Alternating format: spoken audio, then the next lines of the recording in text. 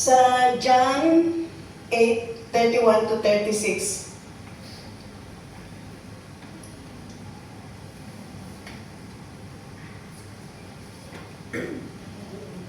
Okay, sorry. Sabi doon ay, so Jesus said to the Jew who had believed in Him. So, ibig sabihin dito, siya ay nakikipag-usap sa mga taong nananampalataya sa Kanya. Mga Hudyo na nananampalataya sa Kanya. Okay? If you abide in my word, sabi niya dito, if you abide in my word, you are truly my disciple. And you will know the truth, and the truth will set you free. They answered him, we are offspring of Abraham and have never been slave to anyone. How is it that you say you will become free? Jesus answered them, truly, truly, I say to you, everyone who practices sin is a slave to sin. The slave does not remain in the house forever, the son remains forever. So if the Son sets you free, you will be free indeed. Okay, manalangin muna tayo. Amang Diyos, sa umagang ito, sa pangalan po ni Jesus, buksan mo po ang aming isip, ang aming puso, Panginoon, at nawa ang mga salita mo na aming pag-aaralan sa oras na ito, we will really set us free, Father God. And as you promise, when we know the truth will set us free. And we are free indeed, Father. So thank you, Lord, for your word today, and believing that you would empower us, encourage us, and help us to really trust you, Father God, with all our heart. We thank you, and we ask this in Jesus' name. Amen. Okay. Kung ang katotohanan at ang kalayaan ay obviously napakamahalaga po sa ating lahat ito. Okay? And especially sa ating spiritual na buhay. Okay? Bakit sinabi ni Jesus dito na sabi niya, the slave does not remain in the... Truly, truly, I say to you, everyone who practices sin is a slave to sin. The slave does not remain in the house forever, the son must remain forever. If the Son sets you free, you will be free indeed. Okay, bakit kaya sinabi dito na the Sons, when you know the truth shall set you free. So, ibig sabihin dito is, hindi pa tayo malaya. Okay. Kahit na alam na natin yung katotohanan, ang mga audience po ng Panginoon dito, ay mga tao na nananampalataya sa Kanya. Sabi niya, so Jesus said to the Jew who had believed in Him. Okay, so kung nananampalataya na sa Kanya, bakit sinabi ng Panginoon sa kanila na ang sabi niya, if the Son sets you free, you will be free indeed. So, ibig sabihin dito, mayroon sa kanila ang nagdadoubt pa rin sa kanilang spiritual na buhay, sa pananampalataya nila kay Kristo. Okay? Karamihan sa mga Hudyo, naniniwala sila dahil kay Jesus, dahil sa mga mirakulong nangyari, ginagawa niya sa kanilang mga buhay.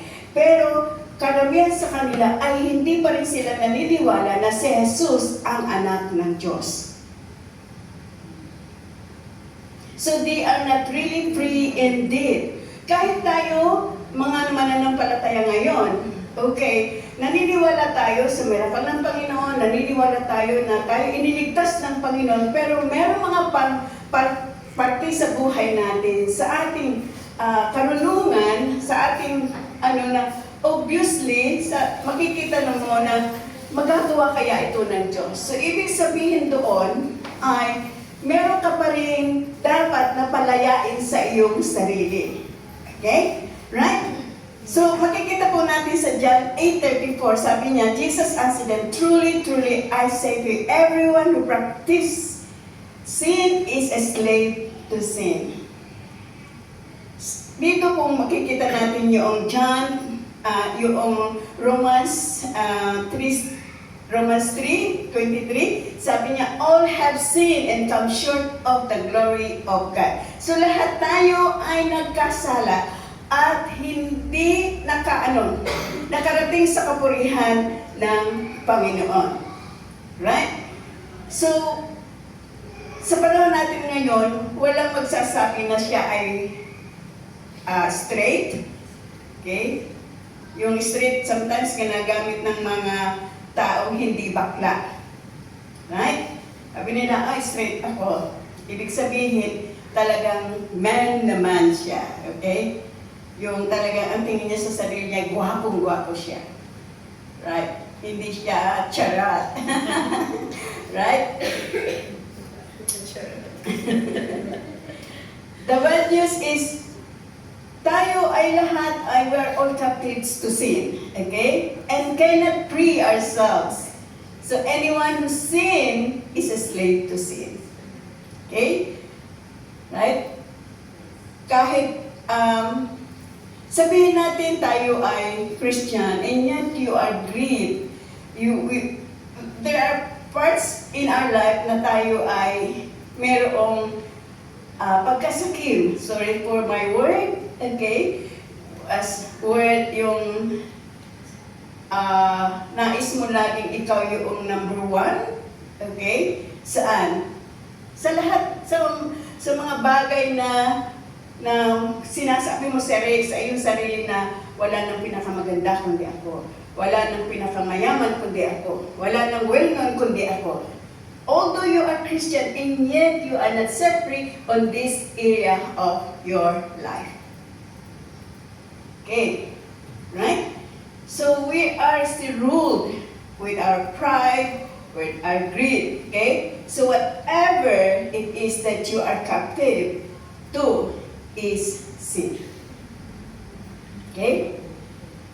So what is sin? Sin is something that doesn't meet the standard of God. Okay? Ano yung standard ng Panginoon? Be holy, for I am holy. Okay. Right? So, hindi lang sa individual makikita ito. Hindi lamang individual ang kailangan mag-free sa slave to sin, kundi maging mga kapatiran natin, okay, maging ang mundo kailangan na ma-set free sila sa pamagitan ni Kristo Jesus. Okay? So, paano tayo mabubuhay na malaya? Living in freedom. Okay. Dito, nagkaroon tayo we can live in freedom because Jesus Christ rescue us. Okay? Only Jesus can rescue us from the bondage of sin. He has come to set us free. Okay? We are free. Anong ginawa ni Jesus? Sabi niya, He has set us free from the penalty of sin. Okay? He took our infirmities. Okay? He set us free and make us white as snow. Okay? Yung ating karumihan, kinuha niya, binayaran niya yung ating kasalanan on the cross when He was crucified on the cross. And then, what happened? Okay? He said, sabi niya, yung dugo na dumanap doon sa cross ng Kalbaryo, hinugasan niya ang ating maruming kasalanan. Ang ating maruming puso. Yung puso mo na dating crimson, dating madumi, dating maitim, ginawa niyang kasing puti ng ulap sa kaputian. Okay? So if you are really believe that Jesus is the Son of God who was sent to earth to set us free, then you are free indeed. Amen. Kung hindi ka naniniwala na si Jesus ay pinadala ng Panginoon dito sa lupa upang iligtas ka sa iyong mga kasalanan, mapalaya ka sa mga kasalanan ginawa mo, then you are not yet free indeed. Kaya yung mga tao na nagsasabi, pwede akong mapalaya. Sa papaano? Manalangin ako, okay, with my rosaries, with my, yung nobela. Novena. Novena is drama, okay? Yeah? So, yun yung mga bagay na mga bagay na nais ng Panginoon na talagang tayo ay palayain. Okay? Remember the song? He came from heaven to earth to the cross, and from the cross to the grave, and from the grave to the sky. Okay? Yun ang ginawa ng Panginoon upang tayo mapalaya. Pero hindi tayo mapapalaya kung hindi ka naniniwala sa kanyang ginawa doon sa cross ng Kalbaryo. Kaya kailangan natin na totoong tayo ay mapalaya sa pamagitan ng pananampalataya natin sa Kanya. Yung believing that really, indeed, is the Son of God who sets us free from the bondage of sin. Kaya kung hindi mo pa kinilala ang Panginoon, kung hindi mo pa tinanggap siya bilang Panginoon tagapagligtas, kung hindi ka nanampalataya doon sa ginawa niya doon sa cross, you are still, what? In prison of your sin. Okay? So, paano tayo mamubuhay sa pamagitan ng katotohanan? Okay, basahin po natin ang Ephesians chapter 3. Okay? Sabi niya dito, sa pangalan ng Panginoong 17, Ephesians chapter 3 verse 17, sabi niya ay ganito. Is it Ephesians chapter 3? Chapter 4.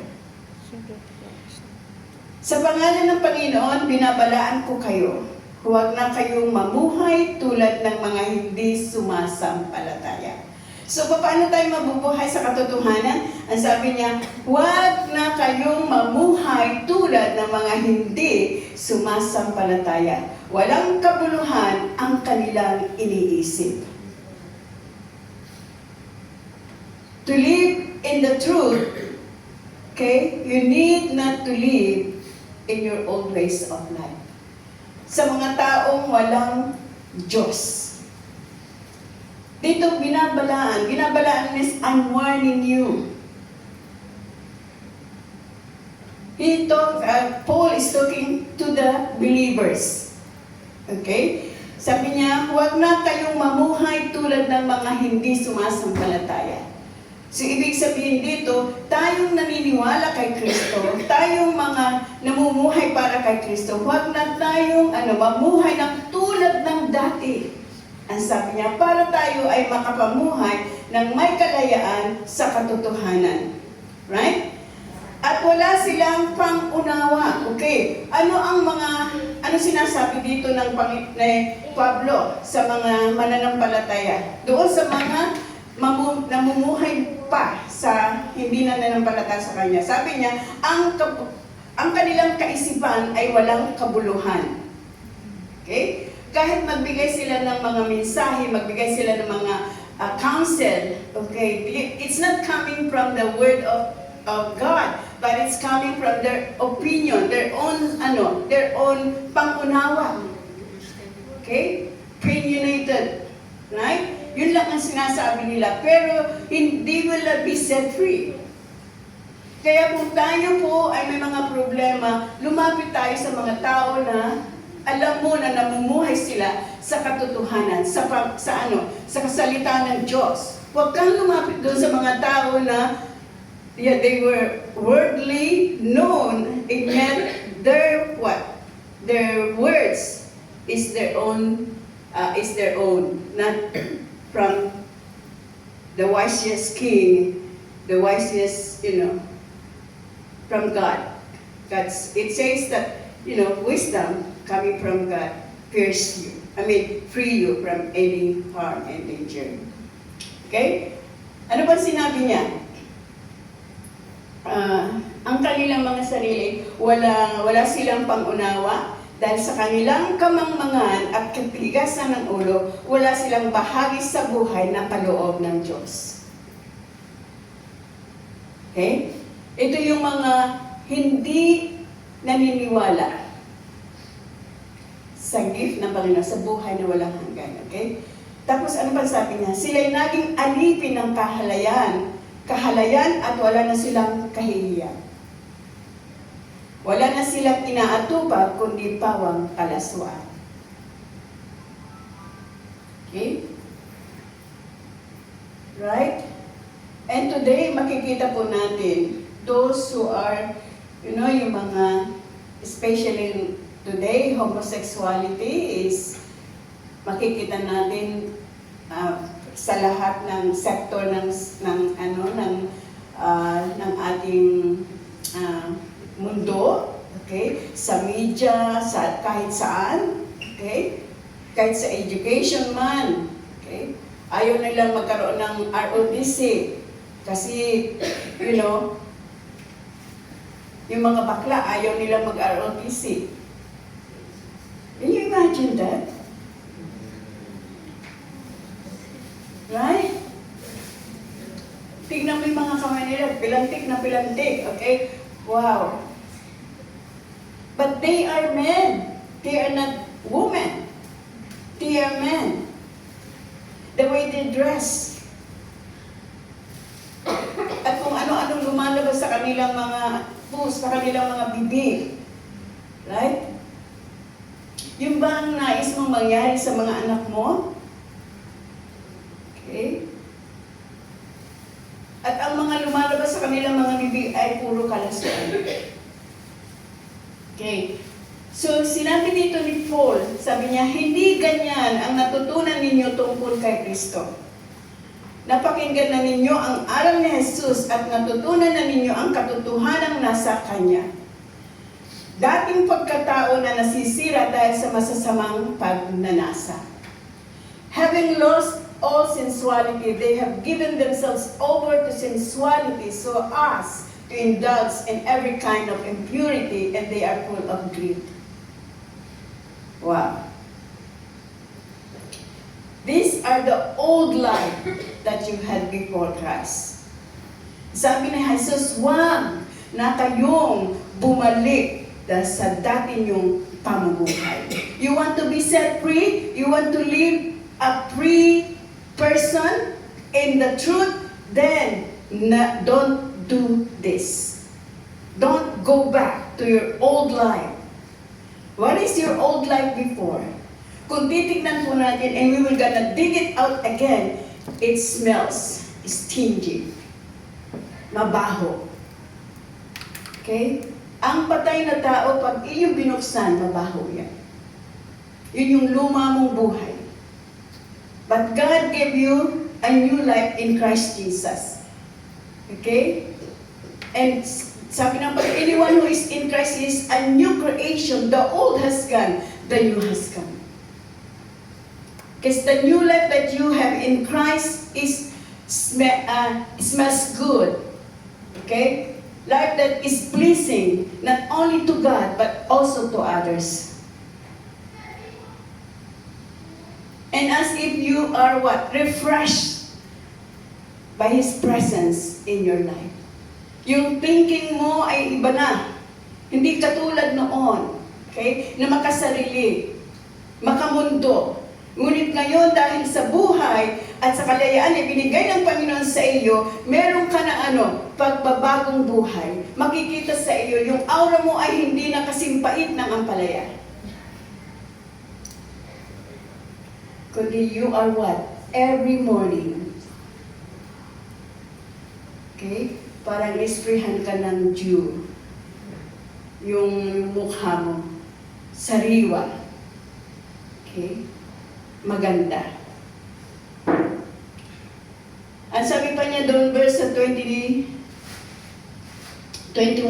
napakinggan na ninyo ang aral ni Jesus at natutunan na ninyo ang katotohanan nasa Kanya. Iwan na ninyo ang dating pamumuhay. Hubarin na ninyo ang inyong dating pagkatao na nasisira dahil sa masasamang pagnanasa. Magbago na kayo ng diwa at pag-iisip. At ang dapat ninyong isuot ay ang bagong pagkatao na nilikhang kalarawan ng Diyos at nahahayag sa matuwid at banal na pamumuhay ayon sa katotohanan. Kung sa English pa titingnan po natin, therefore each of you must put off, sabi niya, put off means yung old life should be put off. Ibig sabihin, tanggalin, alisin, hubarin natin ang luma nating pagkatao at palitan natin ito. Sabi niya, falsehood and speak truthfully to your neighbor, for we are all members of one body. Ang dapat ninyong isuot, sabi niya, magbago na kayo ng diyot pag-iisip. Ang dapat, verse 24, ang dapat ninyong isuot ay ang bagong pagkatao na nilikhang kalarawan ng Diyos at nahahayag sa matuwid at banal na pamumuhay ayon sa katotohanan. Okay? So what is your new life in Christ? Okay? In Romans 12, 1 and 2, kung titignan po tayo, sabi niya, present yourself as a living sacrifice, blameless and holy. Okay? And do not conform any longer to the pattern of this world. So, ibig sabihin, baguhin, alisin, okay? Do not conform any longer. Dati noong kayo, kasama ninyo ang mundo. Ngayon, kasama ninyo ang Panginoon. No longer conform to the pattern of this world. Ibig sabihin, huwag na tayong sumang-ayon sa pattern ng mundong ito. Huwag na tayong makisayaw. Huwag na tayong makikisa sa ginagawa ng mundo. Ano sabi niya dito? Do not conform to the pattern of this world, but be transformed by the renewing of your mind. Then you will be able to test and approve what God's will is, His good, pleasing, and perfect will.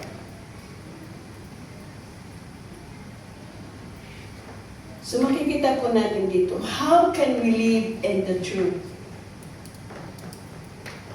Remember, we need to believe that Jesus really set us free by having what?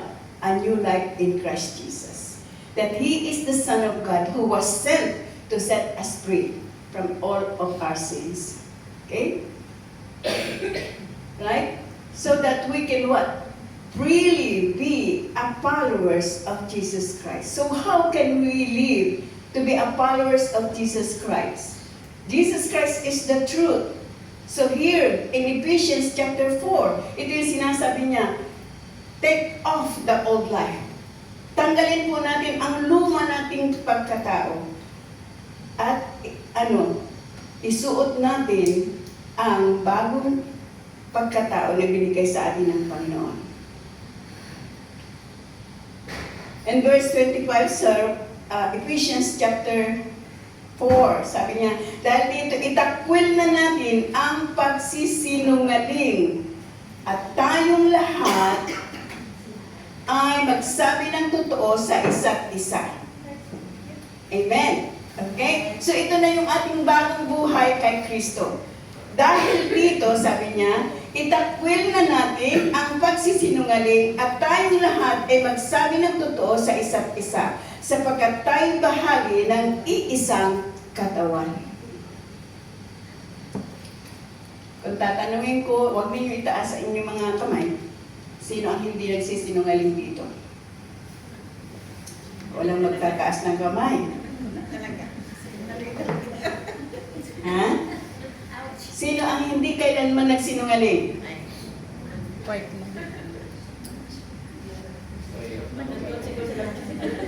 Sabi ng Panginoon dito, itakwil. Ibig sabihin, itakwil means we really need to intentionally take it off from ourselves. Mahirap, yes. But intentionally, sabihin mo sa iyong sarili, I intentionally don't want to be a liar anymore.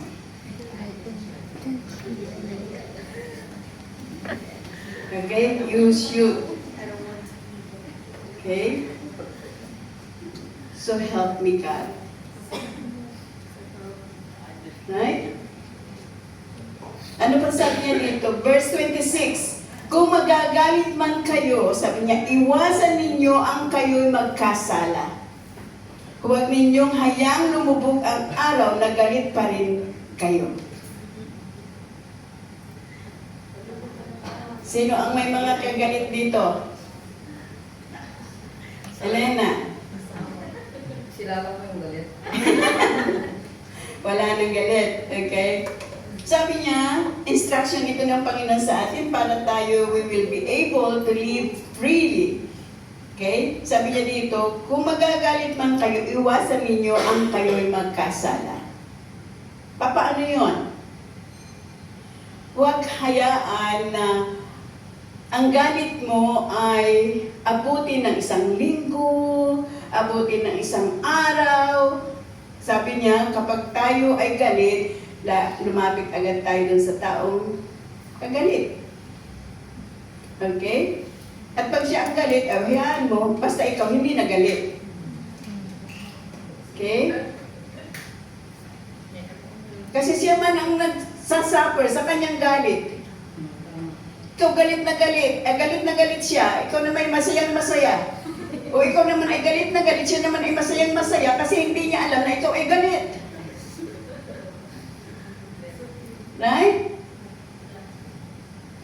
Dapat maramdaman niya ang galit ko. Ayan, doon ka na magkakasala. Bugbugin mo na siya. Okay? Lumapit. Tumingin ng tawad. Kung hindi ka man niyang patawarin, it's okay. You have done your peace. Okay? Ang taong laging nagagalit, siya yung nahihirapan actually, hindi yung kinagagalitan niya.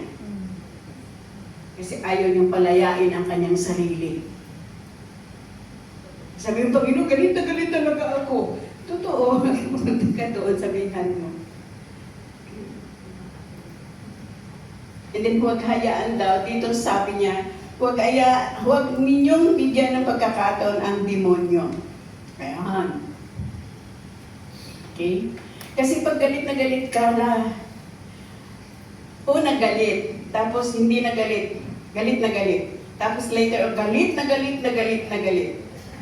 Yung talagang, yung mata mo ay sumisingkit na, humahaba na ang kuko mo, no? At ang tingin mo doon sa iyong kaaway ay parang, langkam na lang, nagtitirisin mo, ganon. Kaya ka, parang kayang-kaya mo nang pumatay. Okay?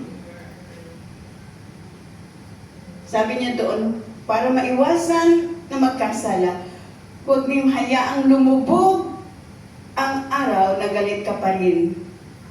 Nagalit pa rin kayo. Okay. Halimbawa tayo nagkamali, tapos ang Panginoon, no? Pag siya na ang nagalit pa, paano kaya?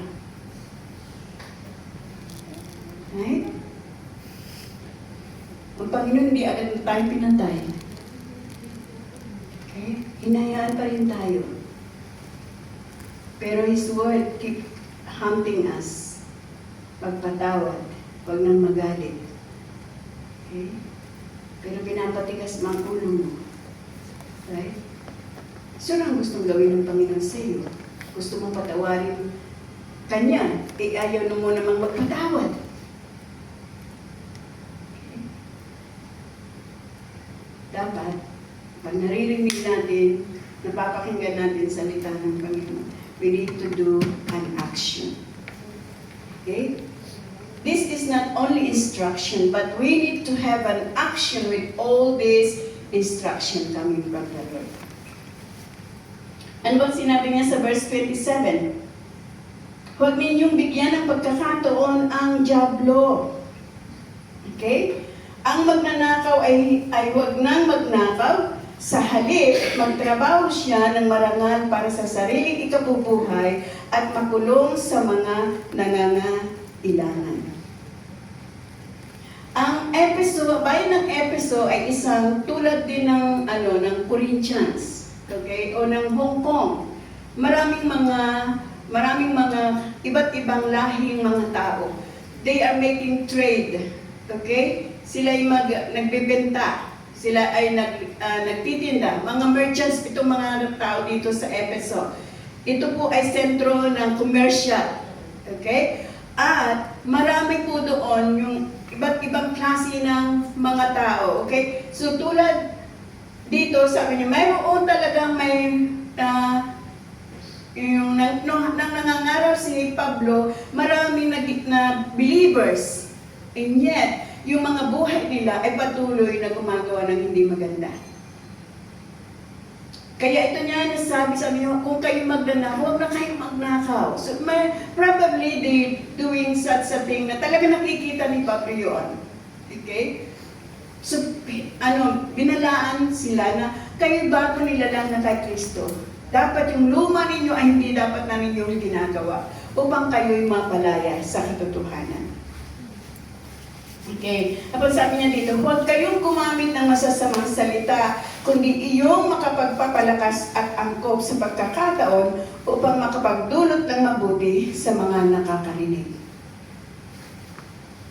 Okay, maging yung mga salita po natin ay ingatan natin. Does it brings life or does it brings death? Halimbawa, oy, ang ganda ni Lovelyn ngayon, pero hindi bagay yung damit niya. Pinuri mo pa siya. Right? Dapat sana, oh, ganda mo, Evelyn. It goes with your attire. Wow. So, si Lovelyn naman, siyempre yung puso niya. Lagi ko isusuot ito every Saturday. Okay? Those are only example. Okay? Kung magpuri ka, purihin mo naman ng tudo-tudo. Huwag na yung dadagdagan mo pa ng negatibo. Sa 10 positibo at may isang negatibo, patay. Okay? Nakapasa ka sa lahat ng ito, pero, okay? Tapos sabi niya dito, at huwag ninyong saknan ang kalooban ng Espiritu Santo sapagkat siya ang tatak ng Diyos sa inyo, ang katibayan na kay tutubusin pagdating ng takdang araw. Sino po ang umattend ng language conference, King's Conference? Okay? Binanggit niya ito, yung grieving of the Holy Spirit. Ano po yung sinabi niya? Pag hindi ka sumunod sa magulang mo, it grieves the Holy Spirit. Yung grief ng Holy Spirit is not only you're not reading the Word of God, you are not praying to the Word of God, you are not praying to God. Yung nagtanim ka lang ng galit, grieves the Holy Spirit. Nagtanim ka ng galit sa kapwa mo, grieves the Holy Spirit. Kasi ang Holy Spirit is very gentle. Ang Holy Spirit is the teacher.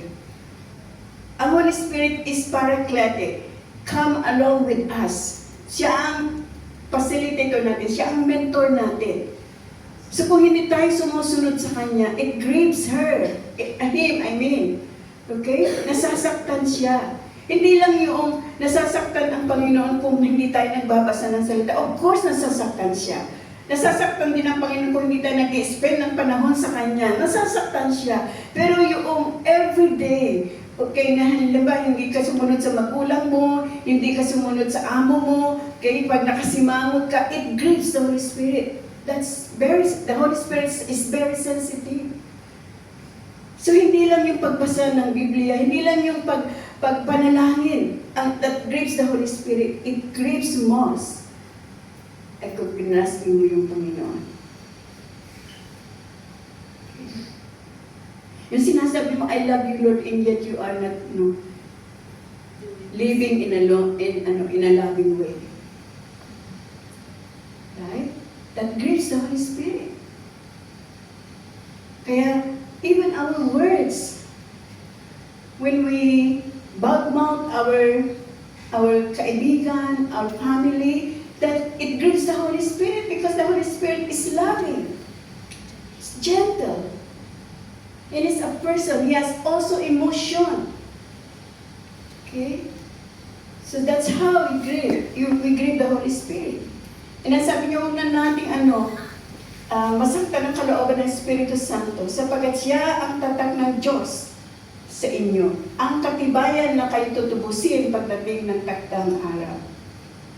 Verse 31, alisin na ninyo ang lahat ng sama ng loob, puot at galit. Huwag na kayong mambubulyaw.